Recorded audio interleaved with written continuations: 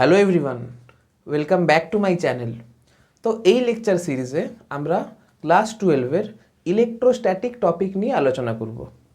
এখন ইলেকট্রোস্ট্যাটিক টপিকটা ক্লাস 12-এর জন্য খুব ইম্পর্ট্যান্ট একটা টপিক। কেন ইম্পর্ট্যান্ট? কারণ তুমি যে কোনো এক্সাম নিতে পারো, সেটা উচ্চ মাধ্যমিক হতে পারে, সেটা নিট হতে পারে, সেটা যেই হতে পারে, ইলেকট্রোস্ট্যাটিক কিন্তু একটা ভালো ওয়েটেজ রাখে, মানে খুব ভালো নাম্বার কিন্তু এই টপিক থেকে আসে। আবার আমি যদি নাম্বারকে এক সাইডে রাখি, আমরা যদি কনসেপচুয়াল পয়েন্ট অফ ভিউ থেকে এই টপিকের ইম্পর্টেন্স নিয়ে ভাবি, তাহলে এই টপিক যদি ভালো করে বোঝা হয়ে থাকে তাহলেই কিন্তু তোমরা ক্লাস 12-এর যে অন্য টপিকগুলো রয়েছে তোমরা সেগুলো ভালো করে বুঝতে পারবে। এখন যদি আমি দু এক কথায় এই টপিকের ইম্পর্টেন্স বোঝাতে যাই তাহলে তো সেটা দু এক কথার মাধ্যমে বোঝানো পসিবল নয়। তাই জন্য আস্তে আস্তে তোমরা বুঝতে পারবে যে এই চ্যাপ্টারটা কতটা বেশি ইম্পর্টেন্ট। তো যাই হোক, এখন ব্যাপারটা হচ্ছে ইলেকট্রোস্ট্যাটিক টপিকটা কিন্তু খুবই বড় একটা টপিক। তো আমি কি করব, ছোট ছোট ভিডিওর মাধ্যমে, ছোট ছোট ভিডিও সিরিজের মাধ্যমে আমি ইচ অ্যান্ড এভরি টপিক কিন্তু প্রত্যেকটা ভিডিওতে কভার করার চেষ্টা করব। তোমরা ধৈর্য রাখো, আস্তে আস্তে কিন্তু ঠিক এই টপিকটা শেষ হয়ে যাবে। তো আজকের ভিডিওতে আমরা শুধুমাত্র চার্জ অ্যান্ড ইটস প্রপার্টিজ নিয়ে ডিসকাস করব। এখন সবথেকে আগে বলে রাখি, ইলেকট্রোস্ট্যাটিক মানে কি। ইলেকট্রোস্ট্যাটিক মানে হচ্ছে, ইলেকট্রোস্ট্যাটিকে আমরা কি আলোচনা করব। স্ট্যাটিক কথাটার মানে কি? স্ট্যাটিক মানে হচ্ছে স্থির অবস্থায় থাকবে। যখন চার্জ পার্টিকেল স্থির অবস্থায় থাকবে তখন যে আলোচনাগুলো হবে সেটা কিন্তু আমরা ইলেকট্রোস্ট্যাটিক্সে ডিসকাস করব। ঠিক আছে? তার মানে এইখানে চার্জ পার্টিকেল কিন্তু স্থির অবস্থায় থাকবে। তো ইলেকট্রোস্ট্যাটিক ডিসকাস করার আগে আমি চার্জ পার্টিকেল কথাটা বারবার ধরে বলছি না। এখন চার্জ মানে কি, চার্জ সম্পর্কে তোমরা কিন্তু ক্লাস 10-এ বিস্তারিত পড়ে এসেছো।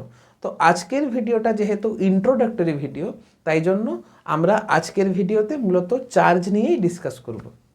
এখন তোমাদেরকে বুঝতে হবে চার্জ মানে কি। চার্জ মানে হচ্ছে, চার্জ হচ্ছে কোনো একটা বস্তুর ধর্ম, কোনো একটা বস্তুর ধর্ম হচ্ছে চার্জ। যে ধর্মটি থাকার দরুন সেটি তড়িৎ বল বা ইলেকট্রিক ফোর্স এক্সপিরিয়েন্স করে। আজকে তুমি একটা কথা বলো, তোমরা ক্লাস 10-এ পড়েছিলে যে কোনো একটা চার্জ পার্টিকেলকে যখন ইলেকট্রিক ফিল্ডে রাখা হয়, যখন কোনো একটা আধানগ্রস্ত কণাকে যখন সুষম তড়িৎ ক্ষেত্রে রাখা হয়, তখন সেটি তড়িৎ বল অনুভব করে। এখন যদি বস্তুটার মধ্যে কোনো আধানই না থাকে তাহলে সে কি কোনো তড়িৎ বল অনুভব করবে? অ্যান্সারটা হচ্ছে না, করবে না। এইখানে একটা চার্জ আছে, এইখানে একটা চার্জ আছে, ঠিক আছে? আর দুটো চার্জ যদি পাশাপাশি থাকে তাহলে তাদের মধ্যে আকর্ষণ বল কাজ করতে পারে, তাদের মধ্যে বিকর্ষণ বল কাজ করতে পারে। কোন ক্ষেত্রে আকর্ষণ বল কাজ করবে, কোন ক্ষেত্রে বিকর্ষণ বল কাজ করবে, সেই আলোচনা আমরা একটু পরে করব। কিন্তু বল তো কাজ করবে। আজকে যদি আধান না থাকতো তাহলে কি বস্তুটা কোনো বল অনুভব করতো? অ্যান্সারটা হচ্ছে না, করতো না। তাহলে আধান কি? আধান হচ্ছে এমন একটা ধর্ম, চার্জ হচ্ছে বস্তুর এমন একটা ধর্ম যার জন্য বস্তুটা তড়িৎ বল অনুভব করে। এবারে দেখা গেছে যে কোনো একটা বস্তুর মধ্যে যদি চার্জ থাকে, কোনো একটা বস্তুর মধ্যে যদি আধান থাকে, মানে আধান নামক ধর্মটা যদি কোনো একটা বস্তুর মধ্যে থাকে, তাহলে কোনো কোনো ক্ষেত্রে সেটা তড়িৎ ক্ষেত্র তৈরি করতে পারে, কোনো কোনো ক্ষেত্রে সেটা চুম্বক ক্ষেত্র তৈরি করতে পারে, কোনো কোনো ক্ষেত্রে সেটা তড়িৎ চুম্বকীয় তরঙ্গ অর্থাৎ ইলেকট্রোম্যাগনেটিক ওয়েভ তৈরি করতে পারে। এখন কোন কোন ক্ষেত্রে চার্জ পার্টিকেল ইলেকট্রিক ফিল্ড তৈরি করতে পারে, কোন কোন ক্ষেত্রে চার্জ পার্টিকেল ম্যাগনেটিক ফিল্ড তৈরি করতে পারে, আবার কোন কোন ক্ষেত্রে charge particle electromagnetic wave generate করতে পারে, সেই সম্পর্কে আমরা একটু পরে ডিসকাস করব। তাহলে আধান কি, ব্যাপারটা বোঝা গেল?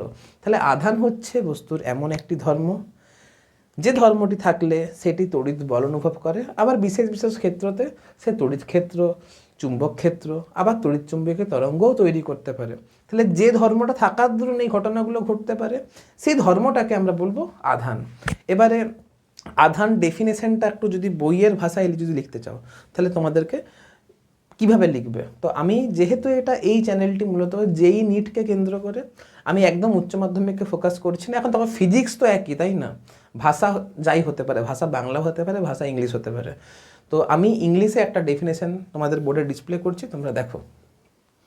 তাহলে দেখো, charge is the property associated with matter due to which, তাহলে চার্জ হচ্ছে কোনো একটা বস্তুর প্রপার্টি যার জন্য which it produce and experience electrical and magnetic effect. তার মানে এই ধর্মটা থাকার জন্য সে ইলেকট্রিক এফেক্ট এক্সপিরিয়েন্স করতে পারে, সে ম্যাগনেটিক এফেক্ট এক্সপিরিয়েন্স করতে পারে। এখন তোমরা বলবে স্যার ইলেকট্রিক এফেক্ট কী করে এক্সপিরিয়েন্স করবে? ওই যে বললাম সে তড়িৎ বল অনুভব করছে, তার মানে কি সেটা তো ইলেকট্রিক এফেক্ট, তাই না? যদি কোনো একটা চার্জ পার্টিকেল ম্যাগনেটিক ফিল্ড তৈরি করতে পারে তবেই তো সে ম্যাগনেটিক ফোর্স এক্সপিরিয়েন্স করতে পারবে, তাই না? তাহলে এই যে ম্যাগনেটিক ফোর্স এক্সপিরিয়েন্স করবে এটা তো one kind of magnetic effect. এখন কখন এক্সপিরিয়েন্স করবে, কিভাবে এক্সপিরিয়েন্স করবে, আমি এই ভিডিওতে বলে দেবো কখন এক্সপিরিয়েন্স করবে, কিন্তু এক্সপিরিয়েন্স কিভাবে করবে, কতটা করবে, সেটা কিন্তু ম্যাগনেটিজমে আমরা আলোচনা করব, সেটা পরে আসবে। ঠিক আছে, এখন জাস্ট জেনে রাখো যে ম্যাগনেটিক এফেক্ট এক্সপিরিয়েন্স করে। ঠিক আছে, the excess or deficiency of electron in a body is the cause of net charge on a body. এটাও তোমরা নিশ্চয়ই বুঝতে পেরেছো যে দেখো চার্জ কখন বস্তুতে তৈরি হবে। তোমরা জানো প্রত্যেকটা বস্তু কিন্তু অ্যাটমস নিয়ে তৈরি। এখন অ্যাটমসে ফান্ডামেন্টাল পার্টিকেল হিসাবে কি থাকে? ফান্ডামেন্টাল পার্টিকেল মানে মৌলিক কণা। ফান্ডামেন্টাল পার্টিকেল হিসাবে কি থাকে? ফান্ডামেন্টাল পার্টিকেল হিসাবে নিউক্লিয়াসে থাকে নিউট্রন আর প্রোটন। আর নিউট্রন আর প্রোটনকে একত্রে এগুলো কোথায় থাকে? নিউক্লিয়াসে থাকে। আর নিউক্লিয়াসকে কেন্দ্র করে বিভিন্ন বিভিন্ন ব্যাসার্ধের কক্ষপথে ইলেকট্রন ঘুরতে থাকে। এখন চার্জ কারা ক্যারি করে? চার্জ ধর্মটা কোন ফান্ডামেন্টাল পার্টিকেলের থাকে? ইলেকট্রনের থাকে আর প্রোটনের থাকে।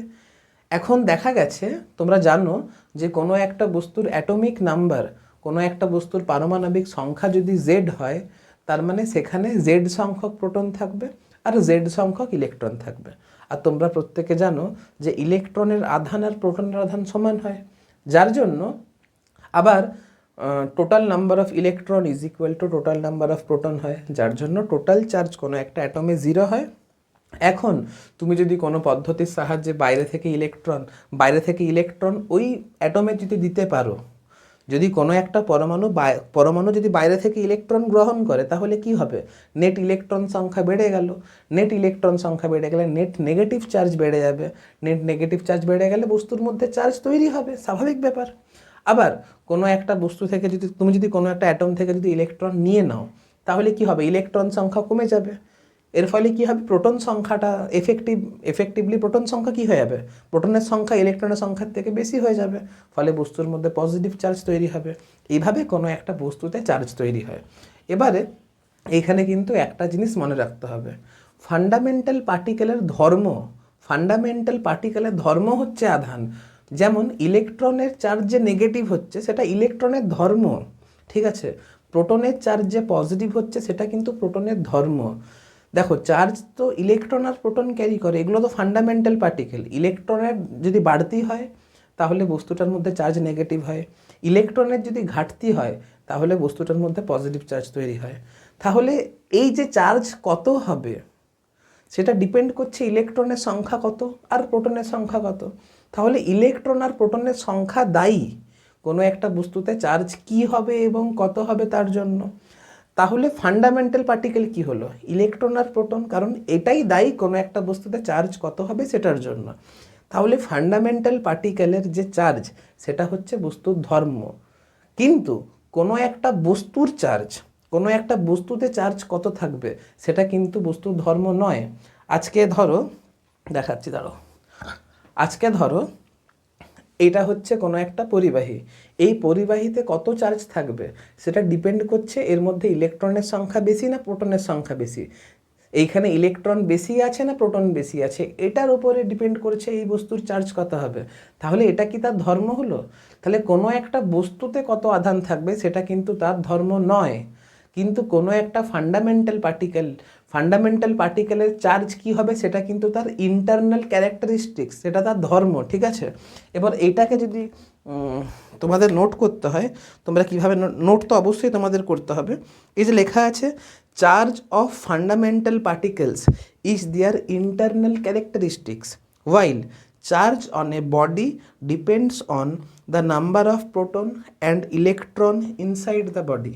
আশা করি এই কথাটা তোমরা বুঝতে পেরেছো, ঠিক আছে, এবারে তোমাদেরকে বুঝতে হবে চার্জ কত ধরনের হয়, কি কি। তোমরা জানো চার্জ দু ধরনের হয়, একটা হচ্ছে পজিটিভ চার্জ, একটা হচ্ছে নেগেটিভ চার্জ। পজিটিভ চার্জ কখন হবে এটাও তোমরা বুঝেছো, নেগেটিভ চার্জ কখন হবে এটাও তোমরা বুঝেছো।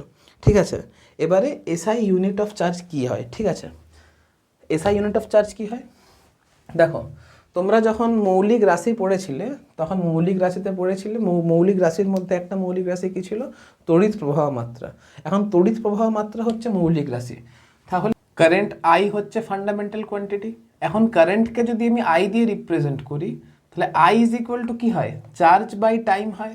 এখন চার্জকে যদি আমি কিউ দিয়ে রিপ্রেজেন্ট করি, টাইমকে যদি আমি টি দিয়ে রিপ্রেজেন্ট করি, তাহলে charge Q is equal to কত হচ্ছে, আই ইন্টু টি। তার মানে চার্জের একক ইজ ইকুয়াল টু কারেন্টের একক ইন্টু টাইমের একক। এখন কারেন্টের একক কি হয়, অ্যাম্পিয়ার হয়, আর টাইমের একক কি হয়, সেকেন্ড হয়। এখন অ্যাম্পিয়ার ইন্টু সেকেন্ড এই রাশিকেই বলা হচ্ছে কুলম্ব। ঠিক আছে, আর এই কুলম্ব হচ্ছে চার্জের এসআই ইউনিট। এই কুলম্ব হচ্ছে চার্জের এসআই ইউনিট। তাহলে এসআই ইউনিট অফ চার্জ নিয়ে তো ডিসকাস করলাম। এখন সিজিএস একক মানে চার্জের সিজিএস ইউনিট কি, দেখো চার্জের সিজিএস ইউনিট হচ্ছে স্ট্যাট কুলম্ব। স্ট্যাট কুলম্ব, চার্জের সিজিএস ইউনিট হচ্ছে স্ট্যাট কুলম্ব, এটা হচ্ছে সিজিএস। ইলেকট্রোস্ট্যাটিক্সে তোমরা যেখানে যেখানে স্ট্যাট কথাটা দেখবে সেখানে সেখানে বুঝে নেবে সেটা কিন্তু সিজিএস একক নিয়ে ডিসকাস করা হচ্ছে, সিজিএস ইউনিট নিয়ে ডিসকাস করা হচ্ছে। যেখানে যেখানে স্ট্যাট দেখবে সেখানে সেখানে সিজিএস মনে করে নেবে। ঠিক আছে, এখন stat coulomb CGS, coulomb SI. এখন সিজিএস ইউনিট আর এসআই ইউনিটের মধ্যে সম্পর্কটা কি, এখন 1 কুলম্ব, কুলম্বকে আমি সি দিয়ে রিপ্রেজেন্ট করছি, সি দিয়ে রিপ্রেজেন্ট করা হয় আর কি। 1 কুলম্ব ইজ ইকুয়াল টু হচ্ছে 3 into 10⁹ stat coulomb. Stat coulomb, এটা তোমাদেরকে কিন্তু রেডি রাখতে হবে। এবারে চার্জের কিন্তু আরেকটা ব্যবহারিক একক আছে, ঠিক আছে, যেটা হচ্ছে লার্জেস্ট ইউনিট অফ চার্জ। এটা তোমাদের মুখস্থ রাখতে হবে। কেন মুখস্থ রাখতে হবে, কারণ এখান থেকে শর্ট প্রশ্ন চলে আসতে পারে যে আধানের সব থেকে বড় এককের নাম কি, বা চার্জের সব থেকে লার্জেস্ট ইউনিট কি। লার্জেস্ট ইউনিট হচ্ছে Faraday. Largest unit, largest unit of charge is equal to হচ্ছে ফ্যারাডে। এটা কিন্তু মুখস্থ রাখবে। আর 1 ফ্যারাডে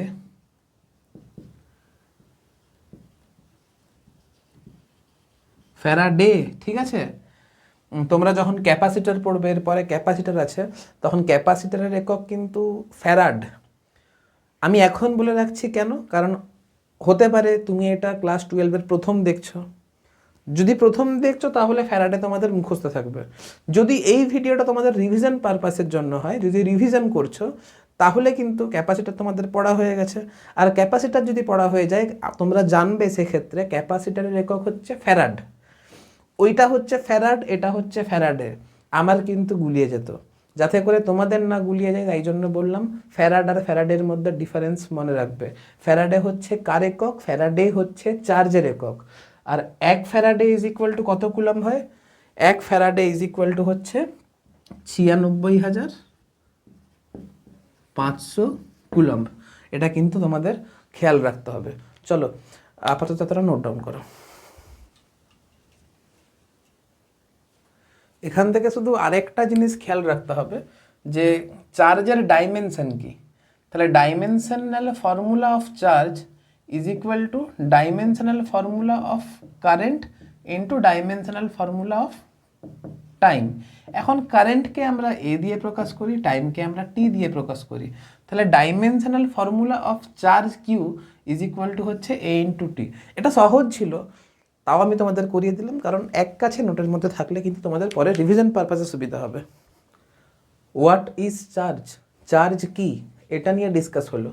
এবারে পড়ব চার্জের প্রপার্টি কী কী, চার্জের মধ্যে কী কী প্রপার্টিজ রয়েছে। তাহলে property number 1, charge is a scalar quantity. স্বাভাবিক, চার্জ তো ভেক্টর রাশি নয়, চার্জকে তুমি নর্মাল যোগ বিয়োগ করতে পারবে। ধরো কোনো একটা বস্তুর মধ্যে একটা ইলেকট্রনের ডেফিসিয়েন্সি ছিল, তুমি যদি আরও দুটো ইলেকট্রন যদি বের করে নাও তাহলে বস্তুর মধ্যে 3টে ইলেকট্রনের ডেফিসিয়েন্সি থাকবে। তার মানে কি কত চার্জ তৈরি হচ্ছে, তুমি নর্মাল যোগ বিয়োগ করে বস্তুর মধ্যে চার্জ কত আছে এর কিন্তু ক্যালকুলেশন খুব সহজেই করতে পারবে। তাহলে পয়েন্ট নাম্বার 1 কি হলো, চার্জ ইজ স্কেলার কোয়ান্টিটি। এখন পয়েন্ট নাম্বার 2, পয়েন্ট নাম্বার 2 হচ্ছে charge is always transferable. Charge কিন্তু একটা বস্তু থেকে অন্য জায়গা থেকে, এক জায়গা থেকে অন্য জায়গাতে ট্রান্সফার হতে পারে, এক বস্তু থেকে অন্য বস্তুতে ট্রান্সফার হতে পারে। তোমরা জানো যে কোনো একটা আহিত বস্তুকে অনাহিত বস্তু দিয়ে যদি টাচ করিয়ে দাও, ধরো একটা বস্তু এর মধ্যে চার্জ আছে আর একটা বস্তু এর মধ্যে কোনো চার্জ নেই, যদি তুমি টাচ করিয়ে দাও তাহলে কি হবে, একটা বস্তু থেকে অন্য বস্তুতে চার্জ ট্রান্সফার হয়ে যাবে। তাহলে চার্জ ইজ ট্রান্সফারেবল। এবারে থার্ড প্রপার্টি কি হবে, চার্জ ইজ কোয়ান্টাইজড। চার্জ কিন্তু কোয়ান্টাইজড ইন নেচার। কোয়ান্টাইজড কথাটা কি সেটা তোমরা ক্লাস 10-এ পড়ে এসেছিলে, আমি তাও আরেকবার বলে দিচ্ছি। ধরো কোনো একটা বস্তু বা কোনো একটা অ্যাটমের কিন্তু অ্যাটমিক নাম্বার হচ্ছে জেড, আর atomic number is equal to যদি জেড হয়, atomic number is equal to Z, তাহলে প্রোটন সংখ্যা কত হবে, প্রোটন সংখ্যাকে আমি পি দিয়ে প্রকাশ করছি আর ইলেকট্রন সংখ্যাকে আমি ই দিয়ে প্রকাশ করছি। প্রোটন সংখ্যা ইজ ইকুয়াল টু হবে জেড আর ইলেকট্রন সংখ্যা ইজ ইকুয়াল টু হবে জেড। তাহলে বস্তুর মধ্যে positive charge Q positive is equal to কত হবে, অবশ্যই একটা প্রোটনের চার্জ যদি ই হয়, একটা তোমার ধরো একটা প্রোটনের চার্জ যদি ই হয় তাহলে জেড সংখ্যক প্রোটনের চার্জ কত হবে, প্লাস জেড ই। একটা ইলেকট্রনের চার্জ যদি মাইনাস ই হয় তাহলে total negative charge Q minus is equal to কত হবে, মাইনাস জেড ই। এখন টোটাল চার্জ ওই অ্যাটমে কত আছে, Q total is equal to Q positive plus Q negative. এই যে আমি যোগ করতে পারছি, তার মানে কি চার্জ কি স্কেলার কোয়ান্টিটি নয়, স্কেলার কোয়ান্টিটি তো একমাত্র যোগ বিয়োগ করা যায়, তাই জন্য চার্জ হচ্ছে স্কেলার কোয়ান্টিটি। তাহলে Q plus is equal to plus Z e, Q minus is equal to হচ্ছে মাইনাস জেডি। তাহলে নেট চার্জ বস্তুতে কিন্তু 0 হয়ে গেল, টোটাল চার্জ ওই বস্তুতে কি হয়ে গেল বা অ্যাটমে কত হয়ে গেল, 0 হয়ে গেল। এবার ধরা যাক তুমি কোনো একটা ওই বস্তুতে তুমি n সংখ্যক ইলেকট্রন দিয়ে দিলে, যদি দিয়ে দাও তাহলে ধরো ওই বস্তুতে তুমি n সংখ্যক ইলেকট্রন দিয়ে দিয়েছো, তাহলে প্রোটন সংখ্যা তো তোমার জেডই আছে। ইলেকট্রন সংখ্যা যদি n সংখ্যক ইলেকট্রন দিয়ে দাও তাহলে ইলেকট্রন সংখ্যা হয়ে গেছে জেড প্লাস এন।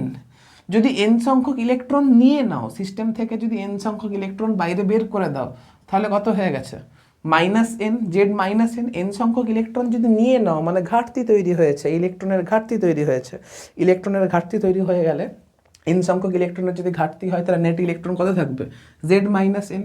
ঠিক আছে, তাহলে এখন টোটাল পজিটিভ চার্জ কত হচ্ছে, Q positive is equal to হচ্ছে plus Z E, Q negative is equal to কত হচ্ছে, minus Z minus N. Plus minus ধরে নাও, প্লাস মাইনাস করেছে তো, যদি দিয়ে দাও তাহলে প্লাস এন, যদি নিয়ে নাও তাহলে মাইনাস এন। তাহলে এখন বস্তুতে টোটাল চার্জ কত হচ্ছে, total charge Q total is equal to Q positive plus Q negative is equal to দাঁড়াচ্ছে plus Z E minus Z plus minus N into E. এই প্লাস জেডি মাইনাস জেডি কেটে যাবে, তার মানে total charge is equal to plus minus N E হবে। দেখতে পাচ্ছ, তার মানে তুমি কোনো একটা বস্তুতে চার্জ তখনই দিতে পারবে যখন তুমি ইলেকট্রন সিস্টেমে দাও বা সিস্টেম থেকে যদি নিয়ে নাও। এখন যদি তুমি ইলেকট্রন দিচ্ছ তার মানে বস্তুতে নেগেটিভ চার্জ তৈরি হচ্ছে, তুমি যদি ইলেকট্রন সিস্টেম থেকে নিয়ে নিচ্ছ তখন বস্তুতে তোমার নেগেটিভ চার্জ তৈরি হবে। সরি, যখন তুমি ইলেকট্রন দিচ্ছ তখন পজিটিভ চার্জ, ভুল বললাম, সরি, ভেরি সরি। যখন তুমি ইলেকট্রন দিচ্ছ তখন নেগেটিভ চার্জ, যখন তুমি সিস্টেম থেকে ইলেকট্রন নিয়ে নিচ্ছ তখন কিন্তু পজিটিভ চার্জ যখন এক্সেস ইলেকট্রন হচ্ছে, যখন এক্সেস ইলেকট্রন হচ্ছে তখন হয়ে যাচ্ছে নেগেটিভ চার্জ। যখন ডেফিসিয়েন্সি অফ ইলেকট্রন হচ্ছে,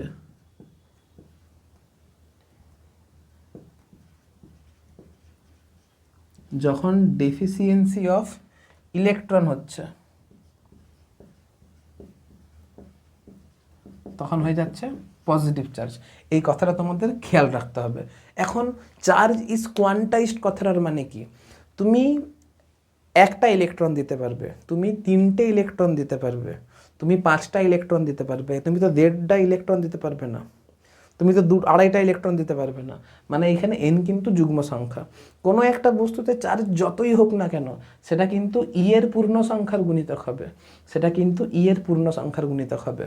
আর কোনো একটা রাশি, কোনো একটা রাশি যদি কোনো একটা মৌলিক রাশির পূর্ণ সংখ্যার গুণিতক হয়, যদি কোনো একটা রাশি যদি একটা ক্ষুদ্রতম সংখ্যার যদি পূর্ণ সংখ্যার গুণিতক হয়, এই ধরনের রাশিকে বলা হয় কোয়ান্টাইজেশন, মানে কোয়ান্টাইজড কোয়ান্টিটি, ঠিক আছে।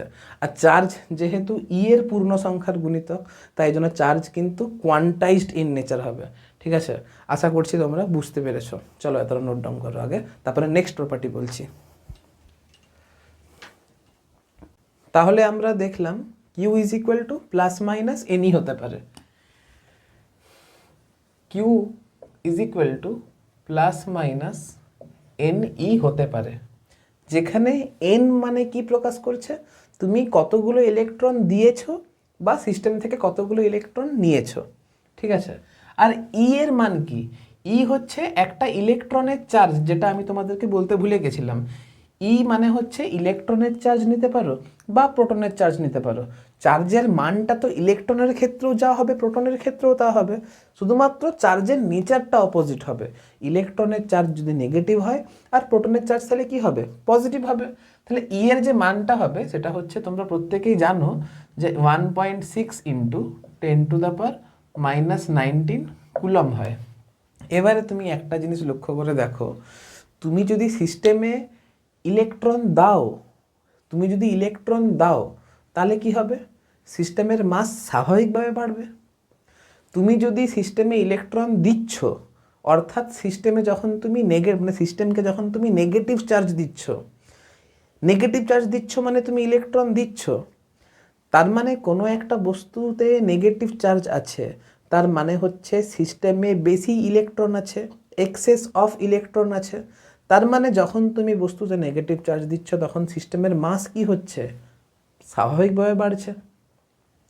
যখন তুমি সিস্টেমে পজিটিভ চার্জ দিয়েছো সেইখানে ডেফিসিয়েন্সি অফ ইলেকট্রন আছে, তার মানে সেইখানে ইলেকট্রনের শর্টেজ রয়েছে। তুমি সিস্টেম থেকে ইলেকট্রন নিয়েছো, তার মানে সেখানে মাসের কি হয়েছে? ঘাটতি রয়েছে। তাহলে এইখান থেকে কি প্রমাণিত হলো? চার্জ যদি কোনো বস্তুতে থাকে তার মানে সেখানে অবশ্যই কিন্তু মাসের পরিবর্তন হবে। কেন? কারণ charge is always associated with mass. তাহলে এটাই হচ্ছে চার্জের next property, charge is always associated with mass. Charge আছে মানে মাসের পরিবর্তন হয়েছে। তুমি যদি সিস্টেমে নেগেটিভ চার্জ দিয়েছো তার মানে তার মানে তুমি মাস সিস্টেমের বাড়িয়েছো। তুমি যদি সিস্টেমে পজিটিভ চার্জ দিয়েছো তার মানে সিস্টেম থেকে চার্জ মাস কি হয়েছে? কমিয়েছো। নেগেটিভ চার্জ দিয়েছো মানে এক্সেস অফ ইলেকট্রন মানে একটা ইলেকট্রনের মাস যত, ততগুলো ইলেকট্রন সিস্টেমে বেশি আছে, মানে কি ততগুলো ইলেকট্রনের মাস সিস্টেমে বেড়ে গেছে। Q is equal to plus minus n কি প্রকাশ করছে? এন হচ্ছে নাম্বার অফ ইলেকট্রন দিয়েছো বা নিয়েছো। যদি নেগেটিভ চার্জ দিয়েছো তার মানে এন সংখ্যক ইলেকট্রনের মাস যত, ততটা মাস সিস্টেমের কিন্তু বেড়ে গেছে।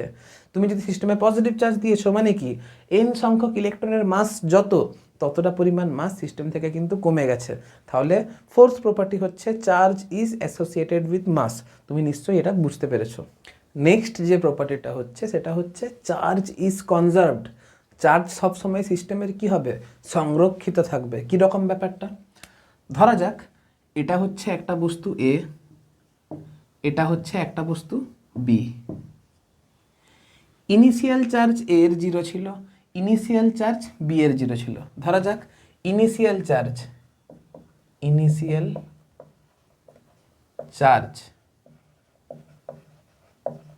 QA is equal to 0, initial charge QB is equal to 0, সিস্টেমের initial charge Q system is equal to 0, এটা হচ্ছে তোমার ইনিশিয়াল চার্জ INITIAL। ধরে নাও কোনো একটা পদ্ধতির সাহায্যে A 3টা ইলেকট্রন বর্জন করলো, A 3টা ইলেকট্রন বর্জন করলো, তাহলে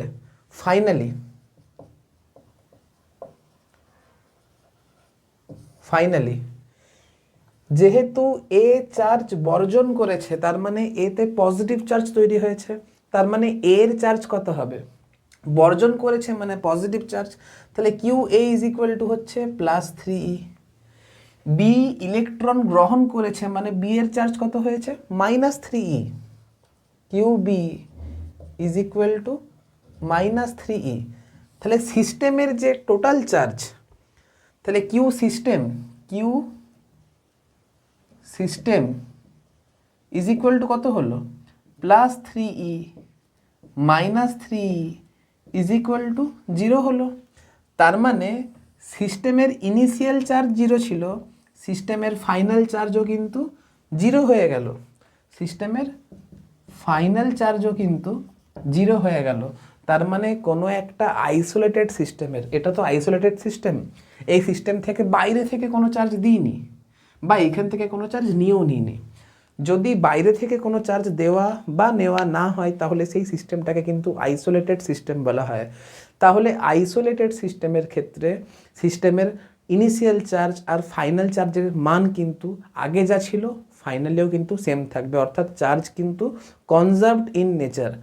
এখন সিস্টেমের ভেতরে যদি আমি ঢুকে যাই, দেখো এই 3টে ইলেকট্রন কিন্তু একে বর্জন করেছে, তার মানে এ তো অন্য কাউকে চার্জ দিয়েছে, তার মানে এটা কি আলাদাভাবে আইসোলেটেড সিস্টেম হলো? এ 3টে ইলেকট্রন বিকে দিয়েছে, তার মানে এ কিন্তু ইলেকট্রন দিয়েছে, মানে এ তো আইসোলেটেড সিস্টেম নয়, ও সিস্টেমের একটা অংশ। তার মানে যদি সেটা আইসোলেটেড সিস্টেম না হয়, যদি সে ইলেকট্রন গ্রহণ বর্জনে অংশগ্রহণ করে, তার কিন্তু চার্জ কনজার্ভ থাকবে না। দেখো না, এ এর চার্জ আগে 0 ছিল, এখন কিন্তু এ এর চার্জ +3 হয়ে গেছে। বি কিন্তু চার্জ গ্রহণ করেছে, যদি চার্জের গ্রহণ বর্জনে অংশগ্রহণ করে তার মানে সেটা কিন্তু আইসোলেটেড সিস্টেম নয়, আর যদি আইসোলেটেড সিস্টেম না হয় তাহলে কিন্তু সিস্টেমের চার্জ কনজার্ভ থাকবে না। তার মানে বি এর চার্জ আগে 0 ছিল, এখন কি বি এর চার্জ 0 আছে? এখন কিন্তু বি এর চার্জ 0 নেই, কিন্তু এ আর বি একত্রে একটা এমন সিস্টেম তৈরি করেছে নাকি যে সিস্টেমটা বাইরে থেকে কোনো চার্জ নিচ্ছে না আর বাইরে কোনো চার্জ ছাড়ছেও না। তার মানে এটা হয়ে গেল একটা আইসোলেটেড সিস্টেম। আর আইসোলেটেড সিস্টেমের ক্ষেত্রে কি হয় total charge is equal two conserve থাকে, সংরক্ষিত থাকে। কেন? কারণ চার্জকে সৃষ্টি বা ধ্বংস করা যায় না, চার্জকে কিন্তু এক বস্তু থেকে অন্য বস্তুতে শুধুমাত্র ট্রান্সফার করা যায়। ঠিক আছে, নেক্সট প্রপার্টি হচ্ছে চার্জ ইজ ইনভেরিয়েন্ট। অর্থাৎ ইনভেরিয়েন্ট কথাটার মানে কি, সিস্টেমের ভেলোসিটি 0 হোক বা সিস্টেমের ভেলোসিটি বিশাল কিছু হোক, মানে খুব বেশি যদি সিস্টেম স্পিডে নিয়ে চলে, মানে ধরো তুমি এমন একটা ফ্রেমে আছো যে ফ্রেমটা খুব বেশি স্পিড নিয়ে চলছে, মানে সেটা লাইটের সঙ্গে কম্পেয়ারেবল ভেলোসিটি নিয়ে চলছে, সেক্ষেত্রে কিন্তু চার্জের মানের কিন্তু কোনো পরিবর্তন হবে না। অর্থাৎ ভি ইজ ইকুয়াল টু যদি 0 হয় তাহলেও কিউ এর মান যা হবে, ভি ইজ ইকুয়াল টু যদি সি হয় তাহলেও কিউ এর মান তা হবে, অর্থাৎ Q is equal to constant হবে। আর এই ধর্মটাকেই বলা হচ্ছে চার্জ ইজ ইনভেরিয়েন্ট। চার্জ কিন্তু রিলেটিভ নয়, চার্জ কিন্তু ইনভেরিয়েন্ট। এখন এটা তো বুঝতে পারলে। এবারে তোমাদের একটা ঘুরিয়ে প্রশ্ন চলে আসে যে রিলেটিভ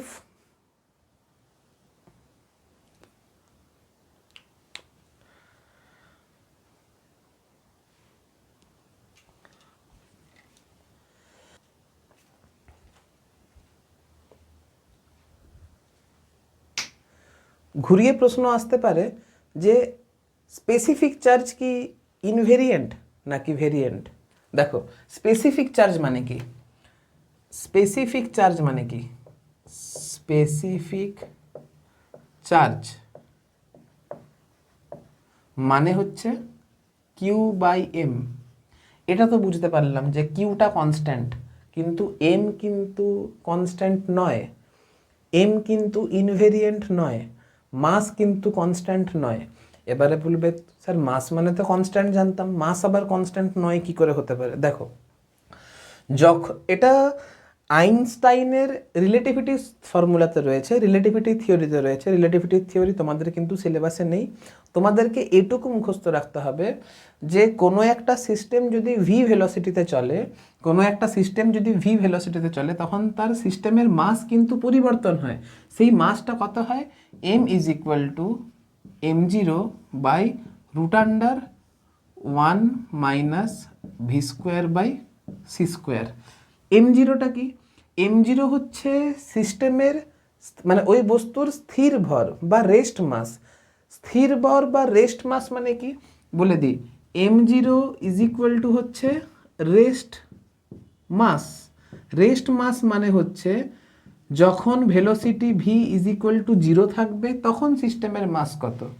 এখন যদি সিস্টেমটা বা বস্তুটা ভি ভেলোসিটিতে মুভ করে তখন তার মাস এম ইজ ইকুয়াল টু এই ফর্মুলা অনুসারে পরিবর্তন হয়। এবারে ধরো V is much much less than যদি সি হয়, অর্থাৎ তুমি হাইয়েস্ট কত স্পিডে যেতে পারো? তুমি ট্রেনে যখন বসে থাকো তখন 100 কিলোমিটার পার আওয়ার বেগে যাও, যখন বাইকে যাবে তখন 60 70 80 100, খুব জোর 300, যদি সুপার বাইকে বসো তাহলে 300-তে যাবে। এর বেশি তো স্পিড অ্যাচিভ করা তোমার পক্ষে পসিবল নয়, ঠিক আছে? তখন তুমি যদি ভি এর মানটাকে যদি মিটার পার সেকেন্ডে যদি বসাও, সি এর মানটাকে যদি মিটার পার সেকেন্ডে বসাও, সেই ক্ষেত্রে ভি বাই সি এই মানটা কিন্তু 1-এর থেকে অনেক ছোট হয়ে যায়। আর 1-এর থেকে অনেক ছোট হয়ে যাওয়ার জন্য M is equal to M zero হয়ে যায়। অর্থাৎ আমরা যেহেতু আমাদের ভেলোসিটি যেহেতু লাইটের ভেলোসিটির তুলনায় অনেক কম, তাই জন্য আমরা মাসের কিন্তু কোনো পরিবর্তন বুঝতে পারি না। এটা হচ্ছে স্মল ভেলোসিটির জন্য, এটা হচ্ছে স্মল ভেলোসিটির জন্য M is equal to M zero হয়। তাহলে স্পেসিফিক চার্জের কোনো specific charge is equal to constant হবে কখন? না লো ভেলোসিটিতে, যখন ভেলোসিটির মান খুব কম হবে। কেন? কারণ যখন স্মল ভেলোসিটি হয়, যখন লো ভেলোসিটি হয়, যখন বেগের মান খুব কম হয়, তখন মাসের মানটাও কিন্তু অ্যাজ এ কনস্ট্যান্ট রেট হয়। আর মাস যদি কনস্ট্যান্ট হয়, কিউ যদি কনস্ট্যান্ট হয়, তাহলে specific charge is equal to constant হবে। কিন্তু সাপোজ ধরো যদি ভেলোসিটি অফ সিস্টেম বা ভেলোসিটি অফ বস্তু ইজ ইকুয়াল টু, সাপোজ করো ভি ইজ ইকুয়াল টু ধরো 3/4 C, V is equal to 1/4 C. যদি ভেলোসিটি অফ বস্তু লাইটের সঙ্গে কম্পেয়ারেবল যদি হয়ে যায়, তাহলে তো ভি বাই সিকে তুমি উপেক্ষা করতে পারবে না, তাহলে তো ভি বাই সিকে তুমি নেগলেক্ট করতে পারবে না। নেগলেক্ট করতে যদি না পারো, অর্থাৎ ভি যদি সি এর সঙ্গে কম্পেয়ারেবল যদি হয়, তাহলে হাই ভেলোসিটির জন্য হাই ভেলোসিটি এর জন্য কি হবে? যদি ভি বাড়ে তাহলে এই সংখ্যা এইটা বাড়ছে, এইটা যদি বাড়ে তাহলে এই বিয়োগফলের মানটা কমছে, বিয়োগফলের মানটা যদি কমে তাহলে মাসের মান বাড়ছে। তাহলে ভেলোসিটি যদি বাড়ে তাহলে মাসের মান কিন্তু বাড়বে, আর মাসের মান যদি বাড়ে তাহলে স্পেসিফিক চার্জ এম যদি বাড়ে তাহলে স্পেসিফিক চার্জের মানটা কি হবে? কমবে। এইখান থেকে কিন্তু তোমাদের কিন্তু শর্ট প্রশ্ন চলে আসে। তাহলে চার্জ কিন্তু ইনভেরিয়েন্ট, কিন্তু স্পেসিফিক চার্জ ইনভেরিয়েন্ট নয়। কেন? কারণ চার্জ মানে শুধু কিউ, কিন্তু স্পেসিফিক চার্জ মানে হচ্ছে কিউ বাই এম। এটা কিন্তু খেয়াল রাখতে হবে। যদি ভেলোসিটির মান যদি খুব কম হয় তাহলে specific charge as a constant rate হবে। যদি ভেলোসিটির মান খুব বেশি হয় তাহলে স্পেসিফিক চার্জ কিন্তু ইনভেরিয়েন্ট হবে না। ভেলোসিটির মান বাড়লে স্পেসিফিক চার্জের মান কিন্তু কমতে থাকবে। আশা করি বুঝতে পেরেছ। লাস্ট প্রপার্টি আমি বলেছিলাম, চার্জ কিছু স্পেশাল কেসে ইলেকট্রিক ফিল্ড তৈরি করে, চার্জ কিছু স্পেশাল কেসে ম্যাগনেটিক ফিল্ড তৈরি করে, চার্জ কিছু স্পেশাল কেসে ইলেকট্রোম্যাগনেটিক ওয়েভ রেডিয়েট করে। কোন কোন ক্ষেত্রে এই ঘটনাগুলো ঘটে? দেখো, কোনো একটা চার্জ পার্টিকেল কিউ যদি ভি ইজ ইকুয়াল টু 0 অর্থাৎ রেস্টে যদি থাকে, তাহলে সেটা ইলেকট্রিক ফিল্ড ই তৈরি করে, যেখানে ইটা হচ্ছে ইলেকট্রিক ফিল্ড। যদি কোনো চার্জ পার্টিকেল যদি ভি ভেলোসিটিতে যদি মুভ করে, যদি ভি নট ইকুয়াল টু 0 হয় কিন্তু অ্যাক্সিলারেশন ইজ ইকুয়াল টু 0 হয়, অর্থাৎ পার্টিকেল যখন মোশনে থাকবে, যখন পার্টিকেল মোশনে থাকবে কনস্ট্যান্ট ভেলোসিটিতে যখন যাবে, অর্থাৎ এ ইজ ইকুয়াল টু 0 মানে কি, V is equal to constant হবে। অর্থাৎ কোনো চার্জ পার্টিকেল যদি কনস্ট্যান্ট স্পিডে মুভ করে তখন সেটা ম্যাগনেটিক ফিল্ড তৈরি করে, আর ম্যাগনেটিক ফিল্ডকে বি দিয়ে প্রকাশ করা হয়। বি ইজ ইকুয়াল টু হচ্ছে ম্যাগনেটিক ফিল্ড। আর যদি কোনো একটা চার্জ পার্টিকেল অ্যাক্সিলারেশন নিয়ে চলে, অর্থাৎ V naught equal to 0, A not equal to 0, অর্থাৎ অ্যাক্সিলারেশন আছে মানে ভেলোসিটি কনস্ট্যান্ট নয়, সেই ক্ষেত্রে চার্জ পার্টিকেল ইলেকট্রিক ফিল্ড তো তৈরি করবে, ম্যাগনেটিক ফিল্ডও তৈরি করবে, আর ইএম ওয়েভ তৈরি করবে, ইলেকট্রোম্যাগনেটিক এনার্জি রেডিয়েট করবে,